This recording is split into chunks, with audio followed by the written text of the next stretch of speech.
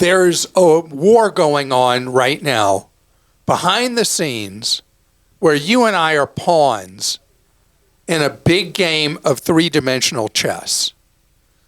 And this three-dimensional chess involves true proof that you and I, when we seek health care, are not the customer. So what's happening is there's these knockdown, drag-out fights between medical practices, hospitals, labs, you name it, between the providers and the insurers. And these fights are becoming so ugly that it used to be that each year you might have to make sure that your doctor was included, or the hospital that you use was included, or whatever it is was included in your health plan. And that would be a once-a-year thing, as there'd be annual ups and downs on what was included in your plan and who was included in your plan. But what's happened of late is the wars have become 12-month wars, continuous wars between the providers and the insurers. So you could have seen your doctor in January, have another appointment in April, and between January and April, the doctor that was in your insurance plan no longer is in your insurance plan.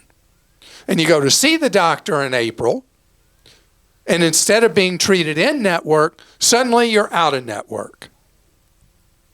And then you end up with a big bill. Think about when you and I go to a doctor's office. What do they ask at the front desk? Has there been any change in your insurance? Now you need to ask that question back, either by calling before you go, or when you show up for that appointment, you want to know, are you still included in my insurance? Because if they're not, as you know, with so many health plans, there's a big difference in what's covered and what's paid by insurance in network versus out of network. This thing going on, as best I've been able to determine, has no coverage under the No Surprises Act, which we've had several questions related to of late. No surprises really has to do with when care is rendered in a in-network facility, but somebody sees you don't even know about, when you may not even be conscious, who's out of network, and you get some kind of eye-popping bill, you're not legally responsible for paying that amount of money because they were out of network. That's one of the elements of No Surprises. That does not apply when you're going to a facility, and because last time you went, it was in network, this time it may not be, you're out of network now because you voluntarily went there.